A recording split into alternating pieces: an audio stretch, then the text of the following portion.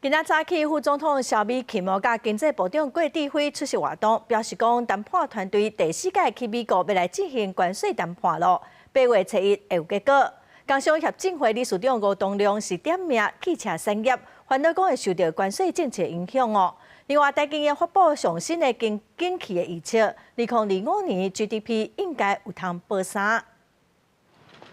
副总统对美中这个谈判进度如何呢？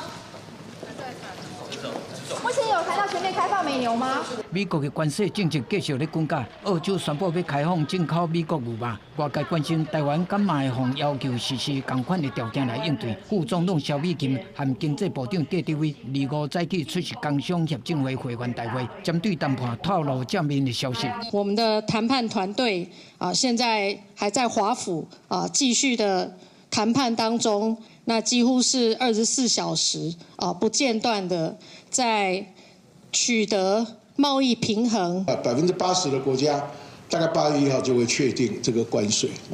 但是有一个很好的一个signal， 即使到8月1号你不满意这个对等关税的话，我们都可以继续谈。主要竞争国家之一的日本，目前税率是15%，真侪企业望台湾会当争取到更加低的趴数。工商协进会理事长吴东亮分析讲，台湾外销加压，顶半年出口增加，恐怕会增加难度。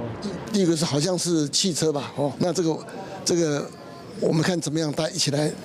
来努力帮忙。台经第25号发布上新的总体经济预测，因此关税协议豆豆明朗。降低市场的无确定性，有估2025年 GDP 年增率会到3.02%，比4月预测加0.112个百分点，正式搁转来保3。正向的讯号是因为没有再负下去。其实这个答案你会听得觉得很奇怪，确实是这样。4月份的时候，对等关税多高啊，开价慢慢走低，它很多政策开始转弯，然后各国也找到了应对川普的方法，尤其是中国在这方面表现最成功。专家嘛分析讲，伫内需消费方面，受到经济无确定的影响，民众消费变保守，尤其是汽车的买卖业，年减的幅度是17.31%，需要继续注意关税政策公布了后产业的冲击。记者综合报道。